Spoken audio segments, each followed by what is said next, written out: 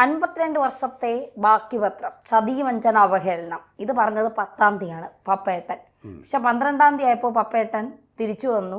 ഞാൻ പാർട്ടിക്കൊപ്പമാണ്, ഞാൻ അങ്ങനെ പലതും പറഞ്ഞെന്നിരിക്കും.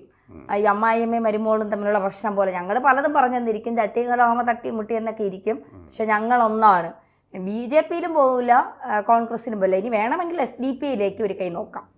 എന്താണ് സാർ ഇനി പപ്പേട്ടൻ ഇനി എന്ത് എങ്ങോട്ട്? ഇതിൽ നിന്ന് നമുക്ക് ഒരു കാര്യം വ്യക്തമാണ്. CPM-ൽ നിന്ന് മാറുക, ഒരു കമ്മ്യൂണിസ്റ്റ് പാർട്ടിയിൽ നിന്ന് ഒരാൾ വിട്ടുപോവുക എന്ന് പറഞ്ഞാൽ അയാളെ നമ്മൾ വിളിക്കുന്നത് റെനിഗേഡ് എന്നാണ്.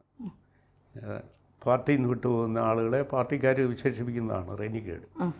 അപ്പോൾ അയാൾ വർഗവഞ്ചകനാണ്, ചതിയനാണ്. ഇദ്ദേഹം പാർട്ടിയെ വിളിച്ചാണ് ചതി, വഞ്ചന, അവഹേളനം. 52 വർഷത്തെ സേവനത്തിന് കിട്ടിയ അത് തനിക്ക് തികച്ചും അവഹേളനയാണ്. ആറന്മുള MLAക്ക് സ്റ്റേറ്റ് കമ്മിറ്റിയിൽ അംഗത്വം കിട്ടുകയും 52 വർഷമായി പത്തനംതിട്ടയിൽ നിസ്വാർത്ഥനായി പ്രവർത്തിക്കുന്ന തന്നെപ്പോലുള്ള ഒരാളെ പരിഗണിക്കാതിരിക്കുകയും ചെയ്യുന്നതിൻ്റെ വേദനയാണ് അദ്ദേഹം അന്ന് പാർട്ടി സമ്മേളനം അവസാനിക്കുന്ന ദിവസം പ്രകടിപ്പിച്ചത്. പക്ഷെ അതോടെ വലിയൊരു പാർട്ടിക്കൊരു വിമതൻ ഉദയം ചെയ്തു എന്ന അർത്ഥത്തിൽ മാധ്യമങ്ങൾ ഏറ്റെടുത്തു. മാത്രമല്ല സമാന ദുഃഖിതരായ വേറെ ആളുകൾ പാർട്ടിക്കകത്തുണ്ട്. അവരൊന്നും ഇദ്ദേഹവുമായി ആശയവിനിമയമൊന്നും നടത്തിയിട്ടില്ല. പക്ഷേ P. ജയരാജൻ, കണ്ണൂരിലെ ജയരാജത്രയത്തിൽ ഒരാൾ, 3 ജയരാജന്മാരിലെ ഏറ്റവും പ്രധാനപ്പെട്ട ജയരാജൻ. മറ്റ് 2 BJPയുടെ ജാവദേക്കറുമായിട്ട് ഇലക്ഷൻ കാലത്ത് ചർച്ച ചെയ്ത EP ജയരാജന് പാർട്ടിയിൽ സ്ഥാനങ്ങൾ ഉറപ്പിച്ചു കിട്ടുകയും അദ്ദേഹത്തിൻ്റെ പാർട്ടിക്കാർ കണ്ട പാപം മറക്കുകയും ചെയ്തു. അതേ സമയത്ത് കണ്ണൂർ ജില്ലയിൽ ഒരു ഒറ്റയാൻ പോരാട്ടം നടത്തുകയും സ്വന്തം നിലയിൽ തൻ്റെ അനുയായികൾക്കിടയിൽ ഒരു ആരാധനാപാത്രമായി മാറുകയും ചെയ്ത P. ജയരാജനെ അടുപ്പിച്ചതേയില്ല. അപ്പോൾ കാരണം അദ്ദേഹം ഉയർത്തിയിരിക്കുന്ന വെല്ലുവിളി മുഖ്യമന്ത്രിയുടെ തട്ടകമായ കണ്ണൂരിൽ മറ്റൊരു എതിരാളിയായിരുന്നു പാർട്ടിക്കകത്ത്. ആ ഒരു തോന്നലുണ്ടായിടത്തോളം കാലം മുഖ്യമന്ത്രി P. ജയരാജനെ സഹിക്കില്ല. അതാണ് സംഭവിച്ചത്. പത്മകുമാറിൻ്റെ കാര്യത്തിൽ എന്താണ് സംഭവിച്ചത്? പത്മകുമാറിന് U-ടേൺ എടുത്തു. പത്മകുമാറിനെ ആദ്യമായി ചെന്ന് കണ്ടത് BJP പ്രവർത്തകരാണ്.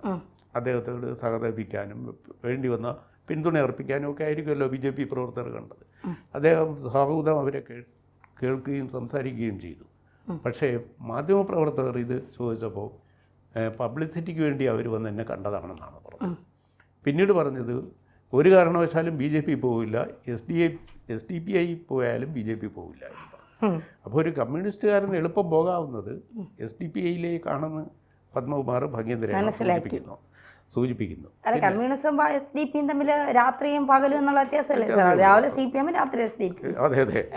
അപ്പോൾ അതുകൊണ്ട് അദ്ദേഹത്തിന് ഒരു സഹോദര സ്ഥാനം കൊടുക്കാവുന്ന മറ്റൊരു പ്രസ്ഥാനം SDPI ആണ്. മാത്രമല്ല പത്മകുമാറിന് എന്താണ് സംഭവിച്ചത്? പത്മകുമാർ അമ്പരന്ന് കാണും. പത്മകുമാറിൻ്റെ പാർട്ടി വിരട്ടിയിട്ടുണ്ട്. അത് വിരട്ടിയതാരായിരിക്കും, എങ്ങനെയായിരിക്കും? അവർ പിന്നെ കോഴിക്കോട്ടെ ഒഞ്ചിയത്ത് ഒരാൾ 51 വെട്ടേറ്റ് മരിച്ച ഒരു കഥയുണ്ട്. ഒരു റെനിഗേഡിന് എന്താണ് സംഭവിക്കുന്നത്? റെനിഗേഡ് എന്ന് പറഞ്ഞാൽ വിപ്ലവം അതിൻ്റെ തന്നെ കുഞ്ഞുങ്ങളെ ഭക്ഷിക്കും. അതുപോലെ റെനിഗേഡിനെ വെച്ച് ഉറപ്പിക്കില്ല. പാർട്ടി ശത്രുക്കളെ പാർട്ടി സഹിക്കും, പക്ഷേ വഞ്ചകരെ വെച്ച് ഉറപ്പിക്കില്ല. അത് ചരിത്രമാണ്, കമ്മ്യൂണിസ്റ്റ് ചരിത്രമാണ്. പത്മകുമാറിന് ജീവഭീഷണി ഉണ്ടായി കാണും, തീർച്ചയാണ്. അപ്പോൾ ജീവൻ വേണോ രാഷ്ട്രീയം വേണോ എന്നുള്ള ചോദ്യം വരുമ്പോൾ അദ്ദേഹം തൻ്റെ എതിരഭിപ്രായം പറഞ്ഞത് അത്രത്തോളം കൊള്ളാം, പിന്നെ മിണ്ടത്തില്ല. ഇപ്പോൾ പാർട്ടിയിലെ ഏറ്റവും വലിയ പിണറായി ഭക്തനും പാർട്ടി സപ്പോർട്ടറും പത്മകുമാറായിരിക്കും. എന്തായിരിക്കും സാർ ഈ BJP പ്രവർത്തകർ? ഇപ്പോൾ സുരേന്ദ്രൻ പറയുന്നു ഞങ്ങളാരും പത്മകുമാറിനെ എഴുന്നള്ളിക്കാനായി അങ്ങോട്ട് പോയിട്ടില്ല. പക്ഷേ പത്തനംതിട്ടയിലെ BJP നേതൃത്വം പോയി എന്നും പറയുന്നു. പത്മകുമാർ ഇവരെ വളരെ രീതിയിൽ അവഹേളിക്കുകയും നാണിപ്പിക്കുകയും ചെയ്യുന്ന തരത്തിലാണ് പറഞ്ഞത് BJP പിന്നീട്.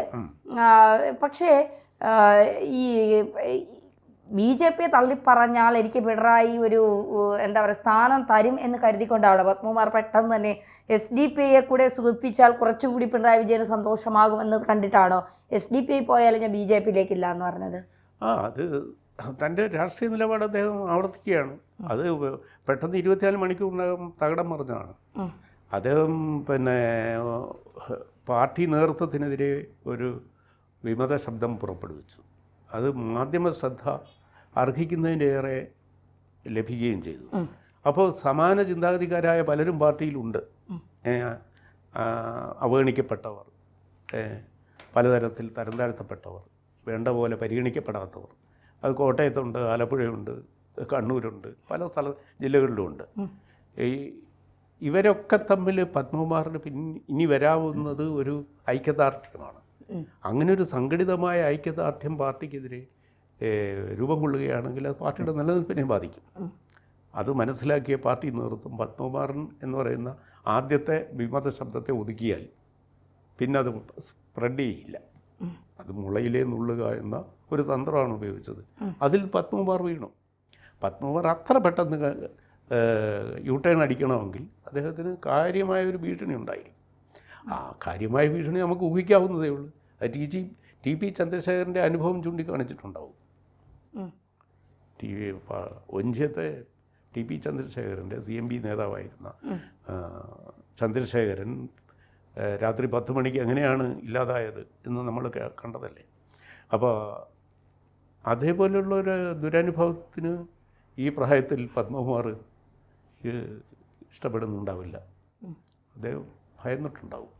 പാർട്ടി പുറത്താക്കുമെന്നുള്ള ഒരു ഭയം പത്മകുമാറിനുണ്ടായിരുന്നു. പാർട്ടി പുറത്താക്കുന്നത് ആയിരുന്നില്ല, ജീവിതത്തിൽ നിന്ന് പുറത്താക്കപ്പെടാതിരിക്കാനാണ് അദ്ദേഹം സ്വയം രക്ഷിച്ചതാണ് ഈ ചുവടുമാറ്റം.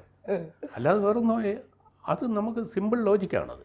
ഈ ശബരിമലയിലൊക്കെ സ്ത്രീകളെ കയറ്റാനായി മുന്നിൽ നിന്നപ്പോൾ പത്മകുമാർ വിചാരിച്ചാണോ അല്ലേ സാർ? അന്നത്തെ ദേവസ്വം ബോർഡ് പ്രസിഡന്റ് എന്ന നിലയിൽ അദ്ദേഹത്തിൻ്റെ പേരിലുള്ള ചരിത്രപരമായ മാലിന്യവും കറ, ദുഷ്പേര്, ദൈവനിന്ദ അത് മാറുന്നില്ല. ശബരിമല അയ്യപ്പൻ്റെ ശാപ പത്മകുമാറിൻ്റെ മുകളിൽ എപ്പോഴും ഉണ്ട്. അതുണ്ടല്ലോ. അപ്പോൾ അന്ന് അദ്ദേഹം എന്ത് തരത്തിലുള്ള ഒരു ദേവസ്വം ബോർഡ് പ്രസിഡൻ്റായിരുന്നു? ദേവസ്വം താല്പര്യവും ഭക്തരുടെ ക്ഷേമവും അല്ലായിരുന്നല്ലോ അദ്ദേഹത്തിൻ്റെ മുഖ്യ വിഷയം.